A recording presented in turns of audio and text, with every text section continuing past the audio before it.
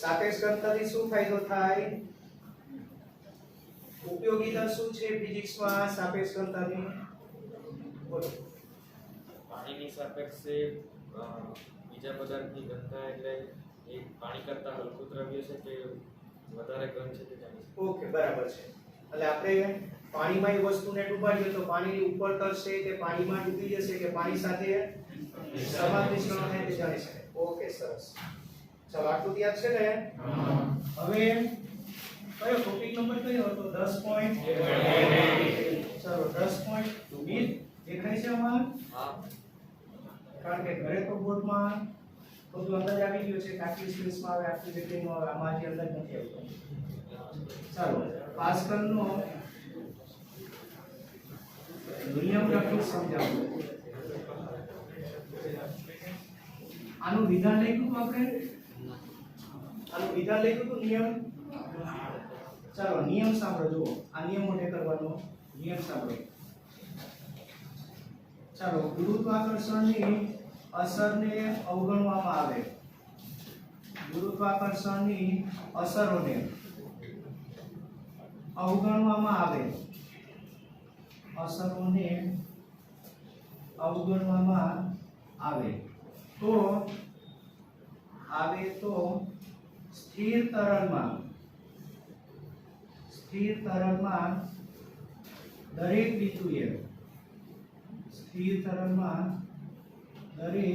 બિંદુએ દબાણ સમાન હોય છે.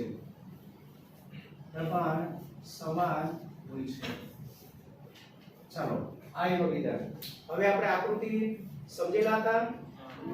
તો એક કામ કરો, બંને આકૃતિ ન દોરતા, ડાયરેક્ટ જ આકૃતિનું વર્ણન આપણે કેવી રીતે કીધું હતું, બરાબર? ચાલો, આપણે ડાયરેક્ટ આગળનો ત્રિકોણ લીધેલો હતો, ખબર છે ને? આગળનો ત્રિકોણ એટલે ચાલો આને આપણે એ કીધેલું હતું. બધું ખૂણો ને બધું સમજાવેલું હતું. કયો કોસ વિધેય, સાઈન વિધેય બધું સમજાવેલું હતું. તો આકૃતિ મોટી દોરવી પડશે. ચાલો, પહેલી આકૃતિ કેવી હતી તો ખબર છે ને? કાટકોણ પ્રિઝમ આકારનો આ રીતે આમાં એક ખંડ હતો. ચાલો, આમાં શું હતું? તો આકૃતિનું વર્ણન કરતા ગયા હતા. બાજુમાં વર્ણન કઈ લખેલું હતું? એટલે બધું બાકી છે ને? ચાલો, હવે ધ્યાન આપો. જો બાજુમાં વર્ણન કરતા જઈએ. ચાલો, આકૃતિમાં દર્શાવ્યા મુજબ કોઈ સ્થિર પાત્રમાં, આખા સેન્ટેન્સ લખવા પોસિબલ નહીં હોય, અમુક શબ્દ લખો. આકૃતિમાં કોઈ પાત્રમાં ચાલો કેવું તરલ રહેલું છે? સ્થિર તરલ રહેલું છે. આકૃતિમાં દર્શાવ્યા મુજબ કોઈ પાત્રમાં સ્થિર તરલ રહેલું છે, બરાબર? ચાલો, હવે આ તરલમાં તમારે કેવા આકારનો ખંડ ધ્યાનમાં લેવાનો છે? કાટકોણ પ્રિઝમ આકારનો એક ખંડ શું છે સમજાયું હતું ને? પ્રવાહી ખંડ. ચાલો, બરાબર. ચાલો, હવે આપણે આ વાત કરશું અને આ બધા ત્રિકોણને નામ આપી દઈએ. તમારી તરફ આગળ જે ત્રિકોણ છે એને શું નામ આપશું? ચાલો, આગળના ત્રિકોણને આપણે A B C નામ આપશું. આ પાછળના ત્રિકોણને D E F નામ આપશું, બરાબર? ચાલો, આ સપાટી આને આપણે સપાટી 1 કીધી હતી, આને 2 કીધી હતી, આને 3 કીધી હતી.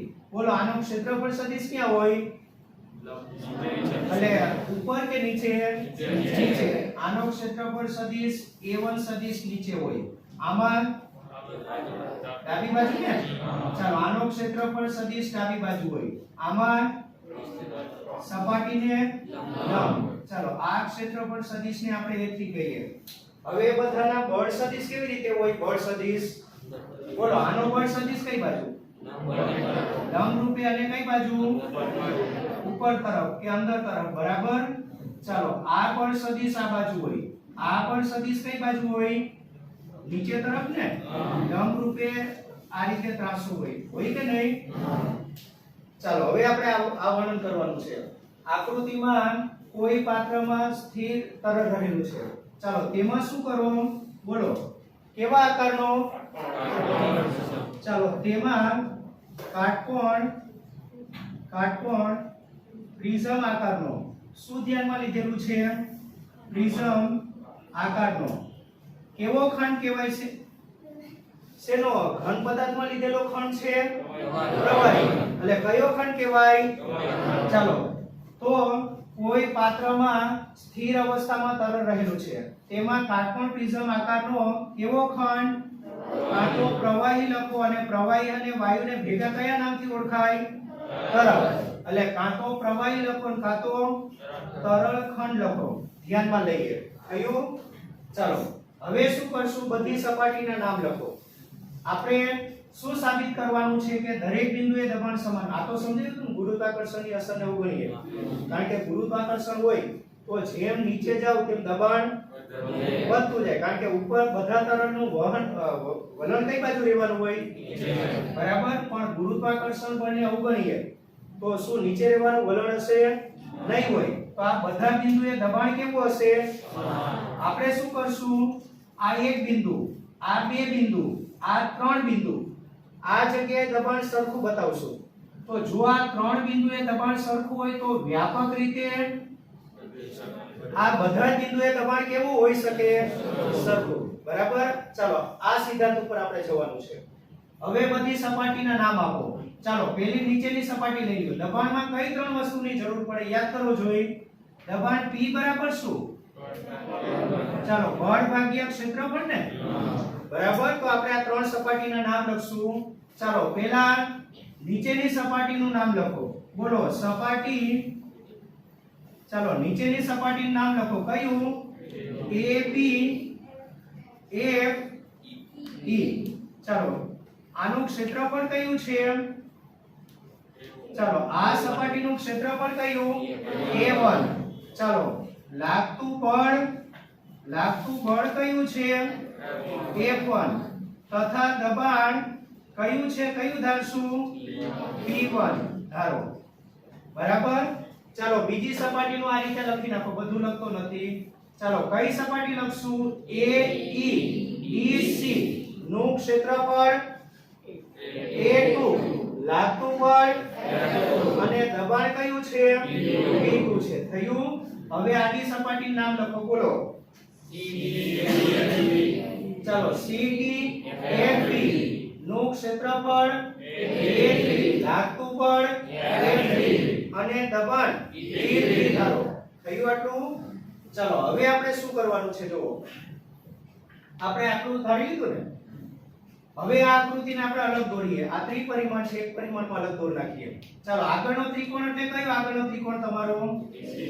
ચાલો આગળનો ત્રિકોણ ABC. બરાબર. એમાં આ કાટખૂણો છે ને? આ કાટખૂણો. ચાલો આપણે આગળનો ત્રિકોણ લીધેલો છો. હા આગળનો ત્રિકોણ આ કયો? ABC. બરાબર. ચાલો આ A, આ B અને C. ચાલો આનો ક્ષેત્રફળ સદિશ ક્યાં છે? નીચે તરફ. આને આપણે કીધું A1. આનો ક્ષેત્રફળ સદિશ આ તરફ. આને કીધું આપણે A2. ચાલો આનો ક્ષેત્રફળ સદિશ આ તરફ. આને આપણે શું કીધું છે? A3. હવે બળ. બોલો બળ કઈ બાજુ છે? આમાં બળ કઈ બાજુ છે? અને મને એક વસ્તુ કહો. બળ ઉપર તરફ છે એટલે હું અહીંયા બતાવું કે આ જગ્યાએ બતાવું કે આ જગ્યાએ કે આ જગ્યાએ? ચાલે કે નહીં? એટલે તો સદિશને મુક્ત સદિશ કહેવાય. હા આ બળ આમ બતાવવાનું છે તો હું અહીંયા ગમે ત્યાં બતાવું તો ચાલે, પણ આમ કરી નાખું તો ચાલે ના. શરત એ કે એનું મૂલ્ય અને દિશા જળવાવી જોઈએ. બાકી તમે ગમે ત્યાં બતાવો ને એ તો ચાલે.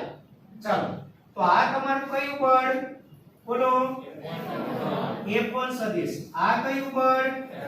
F2 સદિશ. અને F3 સદિશને હું સરળતા માટે આ રીતે બતાવું. ચાલશે ને? ચાલો આ તમારું F3 સદિશ. હવે તમારે શું કરવાનું છે? ચાલો સ્થિર તરલ છે. સ્થિર તરલ હોય તો આ પણ આ તમે ધ્યાનમાં લીધેલો ખંડ બી કેવો રહેશે? સ્થિર રહેશે, સંતુલનમાં રહેશે. અને પાંચમું ચેપ્ટર યાદ કરો. સંતુલન લેવાનું હોય ત્યારે આપણે શું કરતા? x દિશાના બળ અને બધા x દિશા અને y દિશાનું બેલેન્સ કરતા. આને આ બેલેન્સ કરે, આને આ બેલેન્સ કરે. તો બધું જ xy દિશામાં હોવું જોઈએ. જે xy દિશામાં ન હોય એના ઘટક લેવા પડે. બોલો કોણ નથી xy દિશામાં? ઓલરેડી કયા xy દિશામાં છે? આ બંને x દિશામાં છે કે નહીં? તો શું આના ઘટક લેવા પડે? આના લેવા પડશે, આના લેવા પડશે. તો હવે આપણે એના ઘટક લઈએ. ચાલો એના બે ઘટક લેશું. પહેલો ઘટક કઈ દિશામાં મળશે? x અને આ ખૂણો થીટા ધાર લેવાનો છે આપણે x અક્ષની દિશામાં. બીજો ઘટક y અક્ષની દિશામાં. ચાલો મળશે ને આ રીતે? ચાલો મને એક વસ્તુ કહો, આ ખૂણો થીટા છે તો આ ઉપરનો ખૂણો થીટા થશે કે નીચેનો? અંદાજ આવે છે કે સમજાવું? જો સમજો, જો નહીં ખ્યાલ આવતો ને તો એક સિમ્પલ લોજિક. એક કામ કરો, આને છે ને આને બરાબર આ સપાટી કઈ અક્ષની દિશામાં? બરાબર આ કઈ દિશામાં? તો હું આને બેઠું નીચે ઉતાર દઉં તો આ ખૂણો કેટલો થાય? આ ખૂણો કેટલો થાય? 90 માઈનસ, બરાબર 90 માઈનસ થીટા થાય. હવે આ જે છે આ ચાલો ક્ષેત્રફળ સદિશ એ આ સપાટીને કેવો હોય? તો હું આ જ વસ્તુ અહીં આગળ લંબાવી દઉં. બરાબર તો મને એક વસ્તુ કહો, અહીંયા આ ત્રુટક રેખા અને આ સપાટી આ વચ્ચેનો કોણ કેટલો? તો આખો કોણ જો 90 હોય તેમાં આ બાજુનો કોણ કેટલો હતો? તો આ ખૂણો કેટલો થાય? થીટા. ખ્યાલ આવે છે? ચાલો હવે આવું ક્યાં દેખાય છે? દેખાય છે ને? આ ખૂણો થીટા હોય તો ઉપરનો કે નીચેનો? ઉપરનો કોણ થીટા થાય. થાય કે નહીં? હવે આ તમારો a3 સદિશ આ બેના શું કહેવાય? ઘટક. ખૂણો કઈ બાજુ ટચમાં છે? ઉપરના ઘટક સાથે કે નીચેના? જે ઘટક સાથે ખૂણો ટચમાં હોય એ ઘટક કઈ કયો કહેવાય? cos. તો આ ઘટક કયો કહેવાય તમારો? બોલો આખું લખાવો. a3 cos θ. અને આ ઘટક કયો? a3 sin θ. ચાલો હવે કોના ઘટક લેવાના બાકી રહી ગયા? f3 ને. હવે f3 આમ છે તો એનો એક ઘટક ધન x અક્ષની દિશામાં આવશે. મને એના બંને ઘટક કઈ દિશામાં આવે કયો? ચાલો હવે બધું તમારે જ વિચારવાનું. મેં તો આગળ એકવાર સમજાવી દીધું. આમ છે કયા ચરણમાં ગણાયા? ત્રીજા ગણાય ને. તો એનો એક ઘટક કઈ બાજુ આવશે? આ બાજુ. બીજો ક્યાં આવશે? નીચે આવશે કે નહીં? તો આ એના બે ઘટક કહેવાય કે નહીં? ચાલો હવે મને એક વસ્તુ કહો, આમાં ખૂણો થીટા કયો બનશે? ઉપરનો કે નીચેનો? સરળતા માટે આને ટચ કરાવી દઉં. ઝેડ જેવું કઈ દેખાય છે? જોવો એટલે તો એક અહીંયા બતાવ્યું તમને ખ્યાલ આવે એટલા માટે. દેખાય છે ઝેડ જેવું? તો કયો ખૂણો થીટા થાય? નીચેનો. થશે આટલું. ચાલો આ તમારો કયો સદિશ હતો? આ f3 સદિશ. આ એના બે શું? ખૂણો આની સાથે ટચમાં છે તો આ શું કહેવાય? f3 cos θ. અને આ શું કહેવાય? f3 sin θ. થશે આટલું. ચાલો આકૃતિ ક્લિયર થઈ ગઈ કેવી રીતે દોરવાની તે. હવે આપણે શું કરવાનું? પ્રવાહી કે તરલ ખંડ સંતુલનમાં હોવાથી. ચાલો પ્રવાહી ખંડ શેમાં છે? પ્રવાહી ખંડ સંતુલનમાં હોવાથી. ચાલો સંતુલનમાં છે એટલે બધા સદિશો એકબીજાને બેલેન્સ કરે. ધન x નો સદિશ એ ઋણ x ને બેલેન્સ કરે. ધન y નો સદિશ એ. ચાલો તો મને પહેલા બધું બેલેન્સ લખાવો. ચાલો a1 ને કોણ બેલેન્સ કરે? a1 ને. તો એની એક્ઝેક્ટ ઓપોઝિટ દિશાનો ક્ષેત્રફળ સદિશ કયો? આની ઓપોઝિટ. આની ઓપોઝિટ તીર જુઓ અને a સાથે એનું બેલેન્સ કરવાનું. એ તો ખબર છે ને? ચાલો આનું એક્ઝેક્ટ ઓપોઝિટ આ કે નહીં? તો બોલો પ્રવાહી ખંડ સંતુલનમાં હોવાથી શું લખાય? બોલો જોઈ. a1 બરાબર શું? ચાલો a3 cos θ. થશે આટલું. ચાલો હવે આ બંનેનું સંતુલન લઈ લીધું. હવે આનું સંતુલન જુઓ. એનું સંતુલન કોણ કરશે? થશે આટલું. ચાલો શું લખશું? a2 બરાબર a3 sin થીટા થશે આટલું. ચાલો હવે એવી જ રીતે બળનું સંતુલન જો બળનું સંતુલન જો F વાળા સદિશનું સંતુલન આ તમારું F1 ઉપર છે ધન y તો ઋણ y બાજુ કયું છે આ છે કે નહીં બોલો તો F1 ને કોણ બેલેન્સ કરે છે ચાલો F1 બરાબર F3 cos થીટા. ચાલો એવી જ રીતે F2 જોવો F2 જોવો આ F2 તો આ તીરની એક્ઝેક્ટ ઓપોઝિટ ડાયરેક્શનમાં જો તો શું લખાય બોલો જોઈ F2 બરાબર F3 sin થીટા હશે આટલું. ચાલો અત્યાર સુધી ક્લિયર થયું. હવે તમારે સપાટી કયો તો ચાલે ને બિંદુ કયો તો ચાલે. આ તમારું સપાટી 1 બરાબર. ચાલો હવે સપાટી 1 પર લાગતું દબાણ. ચાલો હવે સપાટી 1 પર દબાણ. ચાલો સપાટી 1 પરના દબાણ આપણે શું ધારેલું છે P1. બોલો કોનો ગુણોત્તર હોવો જોઈએ F1 બાય હવે અહીંયા જોઈ લેવાનું એની જો કિંમત હોય તો મૂકી દેવાની છે કે નહીં બંનેની. ચાલો મૂકી દો. શું છે F1 કેટલા F3 cos થીટા અને A1 કેટલા A3 cos થીટા બંને બાજુથી. ચાલો તો આ સપાટી પર લાગતું દબાણ કેટલું F3 upon A3 થશે આટલું. આને પરિણામ નંબર આપો 1. ચાલો હવે સપાટી 2 પર લાગતું દબાણ બરાબર. ચાલો કોના પર લાગતું દબાણ સપાટી 2 પર દબાણ. ચાલો એ દબાણને આપણે શું કહેશું ચાલો P2 કોનો ગુણોત્તર F2 બાય A2. ચાલો F2 દેખાય છે અહીંયા.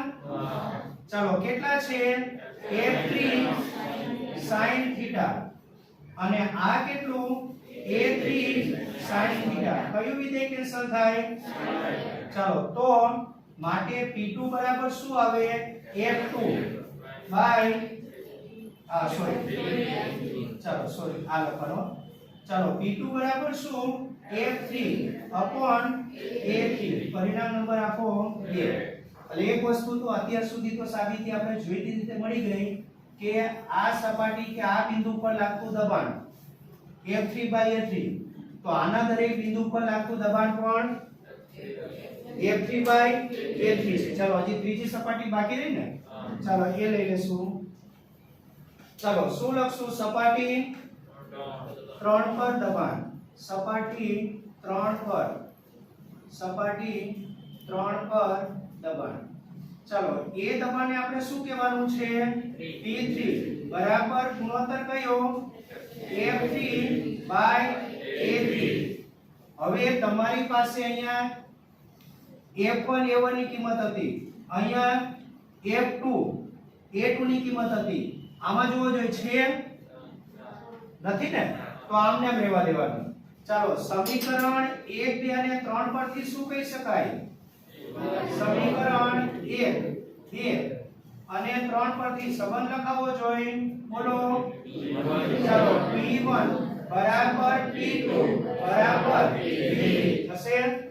આમ સાબિત થાય કે ગુરુત્વાકર્ષણની આપણે શું કર્યું ખબર ને આના કોઈ એક બિંદુએ દબાણ શોધ્યું આ સપાટીના કોઈ એક બિંદુએ દબાણ આ સપાટીના કોઈ એક બિંદુએ દબાણ કેવું મળ્યું તો જો આ 3 પોઈન્ટ પાસે દબાણ સરખું મળતું હોય તો વ્યાપક રીતે આ બધા જ બિંદુએ દબાણ કેવું હોય એક સમાન. ચાલો આટલું ખ્યાલ આવે છે. એટલે ગુરુત્વાકર્ષણની અસરોને અવગણવામાં આવે તો સ્થિર તરણમાં દરેક બિંદુએ દબાણ કેવું હોય સમાન હોય છે. ચાલો 2 મિનિટમાં જોઈ લો પછી એક મોસ્ટ ટાઈમની થિયરી ચલાવીએ. આ જોઈ લો 2 મિનિટમાં આ થિયરીમાં ખ્યાલ આવે છે ને કેવી રીતે જવાનું તે.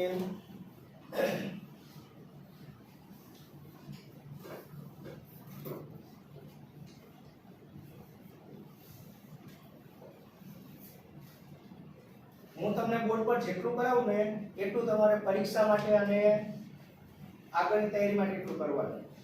જેટલું અહીંયાથી નહીં થાય એટલું માની લેવાનું કે જરૂર પડવાની નથી.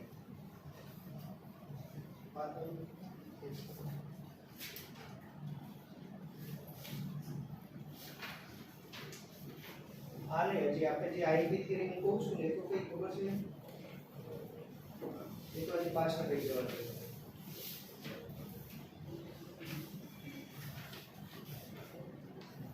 નહીં બરાબર, ઊંડાઈ સાથે દબાણમાં ફેરફાર 10.2.2. ચાલો મોસ્ટ આઈપી થિયરી. ચાલો બાળકો જોઈ ગયું આટલું? જોઈ ગયું ને આટલું? ચાલો હવે એક મોસ્ટ આઈપી થિયરી આકૃતિ દોરતા આવડશે ને? ચાલો હવે જુઓ ટોપિક નંબર 10.2.2.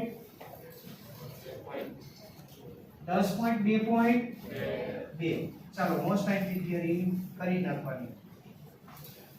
આ ચેપ્ટરમાં છે ને ચાર થિયરી ઘણી અગત્યની. એક હમણાં જે ચલાવવું છે P બરાબર PA પ્લસ OGH હમણાં જે ચલાવવાનું છે.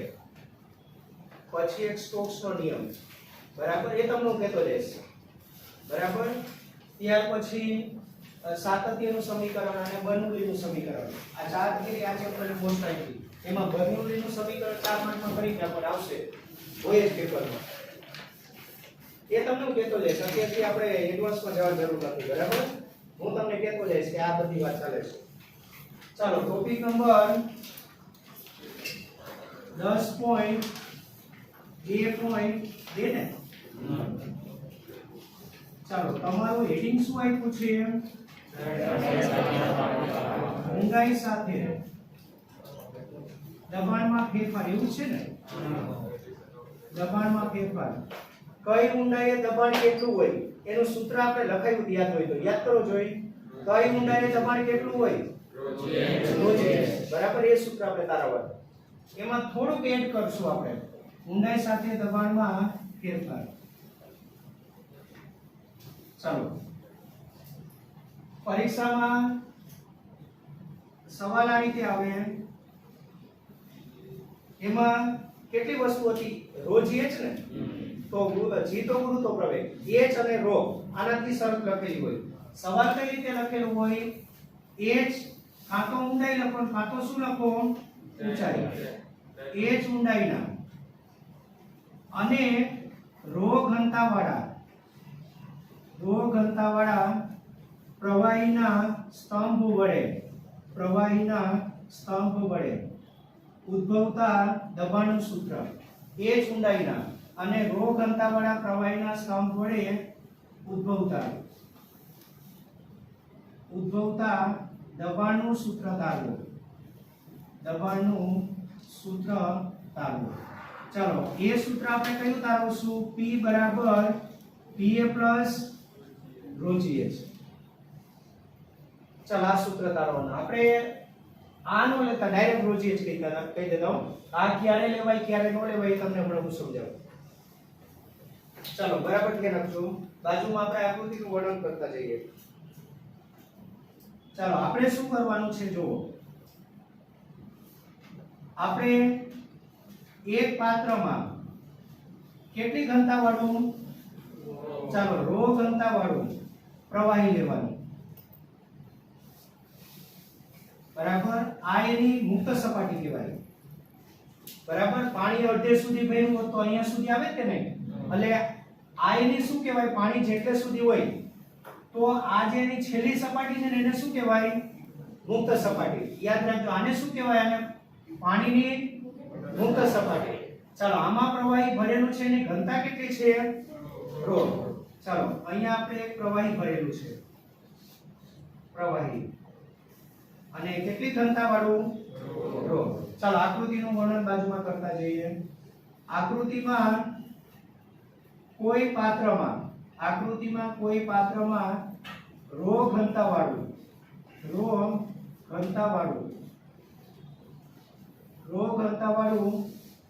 તરલ.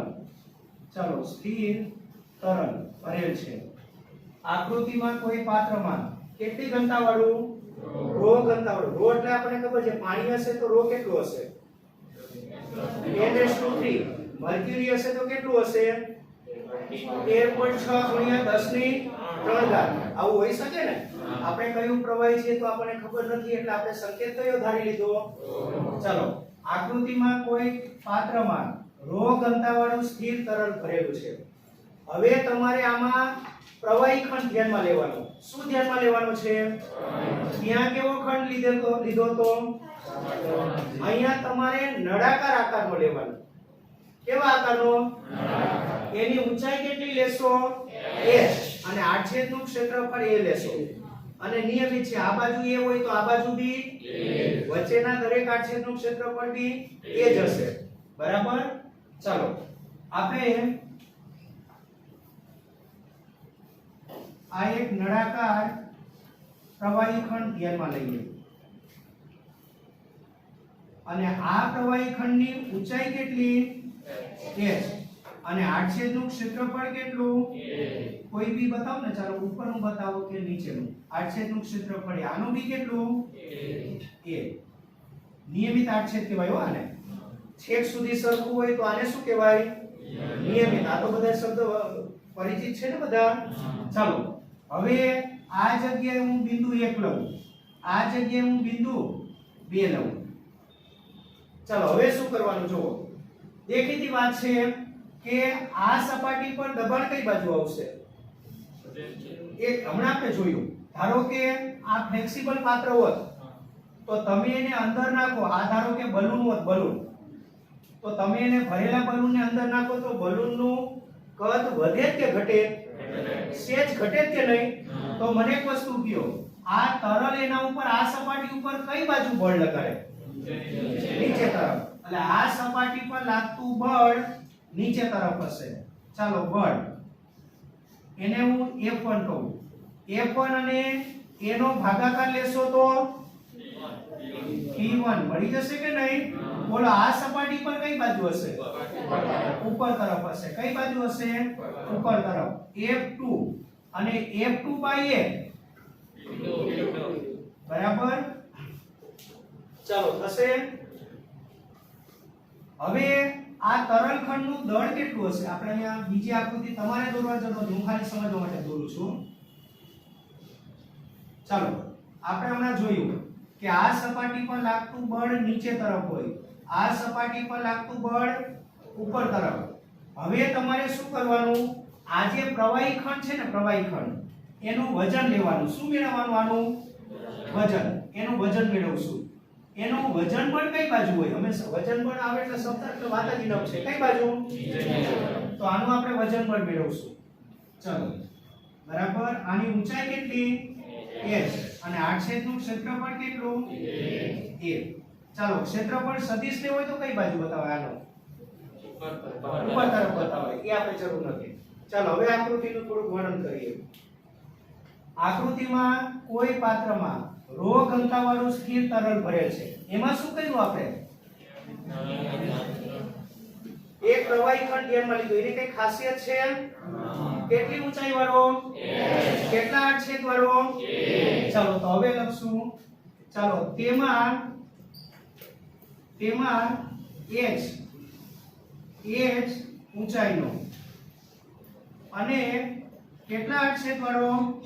a આડછેદ ધરાવતો. અને કેવો આડછેદ છે આ? નિયમિત. નિયમિત એટલે ખબર ને?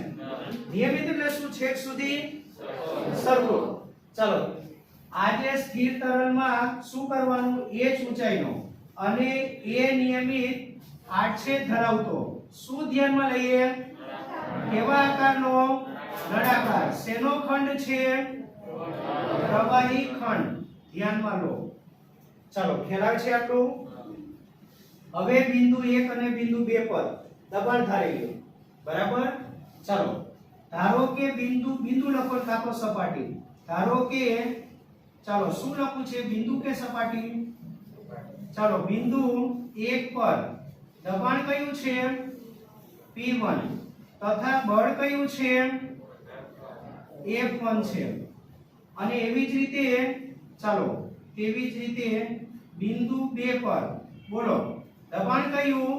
P2 અને બળ કયું છે? F2 છે. હવે મને એક વસ્તુ કહો, આનું આપણે તરલ ખંડનું હમણાં વજન મેળવશું. વજન કઈ બાજુ હશે? તો એ વજન નીચે હશે કે નહીં? એ કેટલું મળે હમણાં તમને ખ્યાલ આવશે હો. હમણાં ખ્યાલ આવશે. ચાલો હવે કેટલા પ્રકારના બળ લાગે છે? જોજો બરાબર 3 ચાલો પ્રવાહી ખંડ પર કેટલા પ્રકારના બળ લાગશે 3 ચાલો પ્રવાહી ખંડ પર 3 પ્રકારના બળો લાગે છે ચાલો પેલું કયું બળ વજન બળ લઈ લો ચાલો પેલું વજન બળ કઈ બાજુ હોય વજન બળ W નું સૂત્ર બોલો જોઈએ W બરાબર mg અને કઈ દિશામાં હોય અધો દિશામાં હોય કે નહીં હવે આપણે શું કરવાનું તમને આ પ્રવાહીનું m એટલે દળ ખબર નથી પણ એની ઘનતા ખબર છે તો m દૂર કરીને ρ લાવવું હોય તો સૂત્ર કયું છે યાદ કરો જોઈએ ρ બરાબર શું m/v પરથી ચાલો m મૂકવું હોય m તો m ની જગ્યાએ શું મુકાય ρ into v તો આની જગ્યાએ આપણે ρ into v મૂકશું ρ into v into g થશે હવે તમારી પાસે નળાકારનું કદ મેળવવું હોય તો કોઈ રસ્તો છે કે નહીં કયો ચાલો મને કયો પણ πr² ને ડાયરેક્ટ તમને આછેદ જ આપી દીધેલું છે તો πr² એ તમારું શું કહેવાય a into h તો આ નળાકારનું કદ લખાવો જોઈએ v ની જગ્યાએ ચાલો ρ a h g થશે ચાલો તો પ્રવાહી ખંડ પર 3 પ્રકારના બળ લાગે પહેલું આ ખંડનું વજન બળ આનું પોતાનું વજન બળ એ કઈ બાજુ હોય નીચે તરફ થશે આટલું ચાલો બીજું સપાટી અને બળની વાત છે બળ એટલે બળ લેવાનું ચાલો સપાટી કે બિંદુ સપાટી 1 પર લાગતું બળ એને આપણે શું કીધું છે F1 એ આપણે દબાણના અનુસંધાનમાં કહેવાનું બોલો કયું થશે આપણને ખબર છે કે P બરાબર F/A તો F બરાબર શું P into A ચાલો P into A આમાં બંને જગ્યાએ દબાણ P છે સપાટી 1 પાસેનું દબાણ P નથી કયું છે P1 આડછેદનું ક્ષેત્રફળ તો બંને જગ્યાએ સરખું છે ચાલો કઈ બાજુ છે આ દબાણ અધો દિશામાં ને થશે આટલું ચાલો ત્રીજું બળ સપાટી કે બિંદુ સપાટી 2 પર લાગતું બળ F2 બરાબર શું into A કઈ બાજુ ઉર્ધ્વ દિશામાં છે કે નહીં ચાલો હવે મને એક વસ્તુ કહો આ જે તરલ સ્થિર હતું તો આપણે જે બલૂન નાખેલું છે બલૂન બી અંદર કેવું રહેશે ઉપર નીચે ગતિ કરશે એ કેવું રહેશે ભલે થોડીક મૂવમેન્ટ થાય પણ એ નહીવત હશે અવગણ્ય હશે ચાલો બરાબર અહીં તરલ કેવું છે સ્થિર ચાલો અહીં તરલ લખો ને કાં તો તરલ ખંડ લખો અહીં તરલ ખંડ સ્થિર હોવાથી ચાલો સ્થિર છે એટલે આપણને ખબર છે કે ઉર્ધ્વ દિશાના બળ બરાબર અધો દિશાના બળ થાય કે નહીં હવે તમે તીર જોઈને જુઓ તીર જુઓ આ અધો દિશામાં આ બી અધો દિશામાં તો આ બંનેના સરવાળાને બેલેન્સ કોણ કરે F2 તો મને સંબંધ લખાવો જોઈએ ચાલો શું બોલો જોઈએ F1 W બરાબર શું F2 આ ખ્યાલ આવે છે આટલો ચાલો F1 ને પેલી બાજુ લઈ જાઓ તો શું થાય એ બાજુ બોલો જોઈ ચાલો આને આપણે આ બાજુ લઈ જાઓ તો W આ બાજુ લખો ચાલો W આ બાજુ તો આ બાજુ શું લખાય આગળ પાછળ લખી શકાય ને બોલો F2 F1 થશે આટલું ચાલો F2 F1 તો આ બંને લખાશે ને એમાંથી કોમન શું નીકળશે તો એ પદ લખાવો છે મને a કોમન કાઢ્યું બોલો -p1 અને w બરાબર શું ચાલો ρ a hg હશે આટલું બંને બાજુથી a કાઢી નાખો માટે p2 p1 બરાબર ρg h થયું આટલું ચાલો આ દબાણનો તફાવત શેના પર આધાર રાખે છે સ્તંભની આ સ્તંભની ઊંચાઈ કહેવાય હો. સ્તંભની ઊંચાઈ. પછી ઘનતા, પ્રવાહીની ઘનતા અને ગુરુત્વ પ્રવેગ પર આધાર રાખે છે. થયું આટલું? ચાલો હવે આપણે આગળ સૂત્ર તારવવાનું છે. હવે જોજો એક વસ્તુ સમજો. ધારો કે ઉપર ઢાંકણ બંધ હોય, ઉપરથી ઢાંકણ બંધ છે, તો હવાનું દબાણ આવે નહીં આવે, પણ પાત્ર આપણે ખુલ્લું રાખ્યું છે. તો હવે શું થશે? એક સિમ્પલ વસ્તુ આપણે જુઓ. ધારો કે કોઈ વ્યક્તિ ઘોડા પર બેઠો હોય અને પોતાના ઉપર ઘાસનો ભાર હોય. અમુક ઇન્ટેલિજન્ટ હોય, અમુક ઇન્ટેલિજન્ટ હોય, વિચારે કે ઘોડાને વજન ન આવે એટલે ઘાસનો ભારો ક્યાં મૂકી દઈએ? પોતાની બાજુ મૂકી, એટલે ઘોડાને વજન ન આવે. ચાલો બરાબર. હવે શું થાય? ધારો કે એક વ્યક્તિ ઘોડા પર બેઠો છે, એના માથા પર ઘાસનો ભારો છે, તો ઘાસના ભારાનું વજન છે પેલા વ્યક્તિને ટ્રાન્સફર થાય. ત્યાંથી વ્યક્તિ પ્લસ ઘાસના ભારાનું વજન અહીંયા એવું જ થયું. અહીંયા એવું જ થયું આ સ્તંભ પર અથવા આ બિંદુ પર. બરાબર. ચાલો હવે થશે શું? આપણે આ જે સપાટી છે ને એને અહીંયા કલ્પના કરવાની છે. આ નળાકારને તમારે હવે આ જગ્યાએ કલ્પના કરવાની છે. કારણ કે આપણે ઊંચાઈ ક્યાંથી માપીએ? આ ઊંડાઈ ક્યાંથી મપાય? આપણે વચ્ચેથી તો માપવાનું જ જોઈએ. આપણે ક્યાંથી માપીએ ઊંડાઈ? આ જે સપાટી છે ને ત્યાંથી મપાય કે નહીં? તો આપણે હવે શું કરશું? આ નળાકારની કલ્પના છે ને અહીંયા કરી દઈશું. જો હું શું કહેવા માંગુ છું તે હમણાં સમજો. આપણે એની કલ્પના અહીંયા કરશું, નળાકારની. ચાલો એ નળાકારની કલ્પના તમારે દોરવા નથી, ખાલી સમજવા માટે હો. અહીંયા કરશું. ચાલો હવે નળાકારની કલ્પના ત્યાં કરવામાં આવે છે સપાટી પર. તો મને એક વસ્તુ કહો, પોઈન્ટ 1 પર લાગતું દબાણ કયું હતું? P1. હવે એક્ઝેક્ટ એની ઉપર શું છે આ જગ્યાએ? તો હવે આ P1 એટલે કોના વડે લાગતું દબાણ? હવા, એટમોસ્ફિયર, એટીએમ. એટલે આ જગ્યાએ લાગતું દબાણ છે ને P1 તરીકે હવે શું આવી જશે? હવાનું દબાણ, એટીએમ. પણ એટીએમ ની જગ્યાએ આ લોકોએ સંકેત કયો ધારેલો છે? P8. બરાબર. Pressure of atmosphere. બરાબર. એટલે આ તમારું PA છે એ તમારું શું? મિસ્ટેક ન કરતા. આ PA નો મતલબ શું? PA એટલે આપણે P નથી લેવાનું. અહીંયા PA નો મીનિંગ શું? બરાબર. O N P, એ P નથી.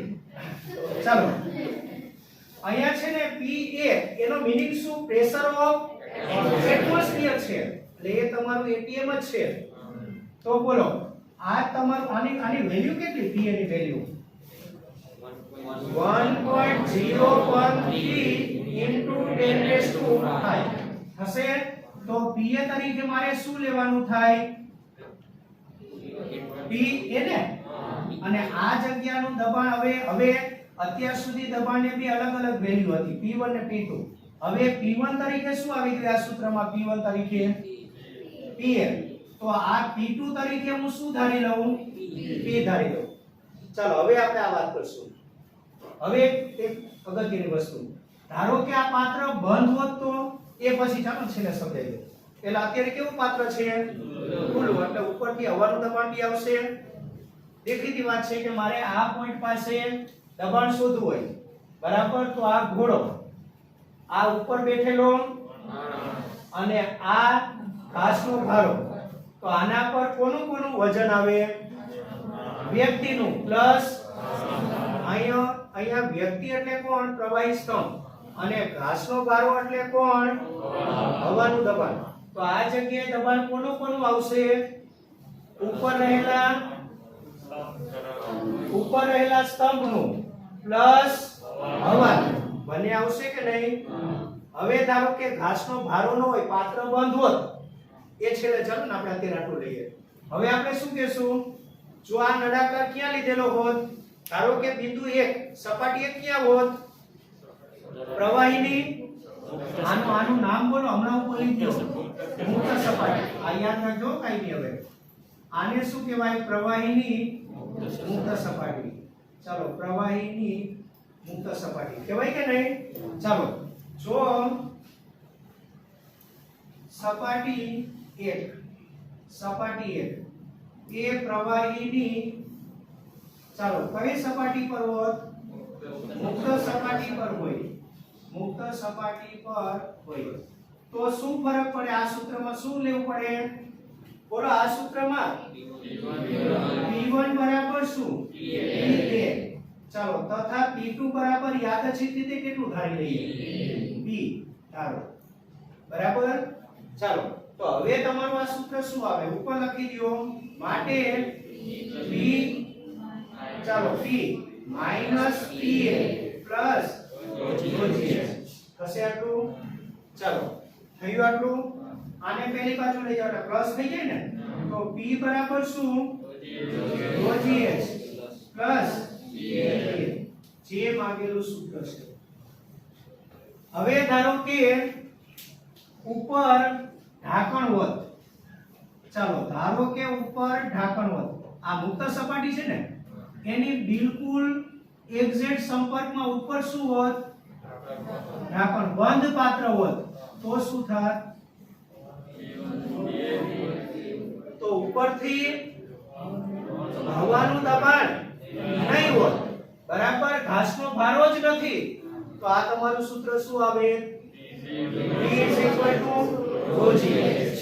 બરાબર આ સૂત્ર ખુલ્લા પાત્ર માટે છે બંધ પાત્ર હોય તો ચાલો P બરાબર થયું આટલું હવે આ જે દબાણ છે ને આ દબાણ ચાલો આને નિરપેક્ષ દબાણ કહેવાય આ સૂત્રમાં આ દબાણને શું કહેવાય નિરપેક્ષ દબાણ કહેવાય બરાબર હવે આને આ બાજુ લાવો તો ડિફરન્સ વાળું જે દબાણ આવે ને કયું P માઈનસ PA કયા સૂત્રથી મળે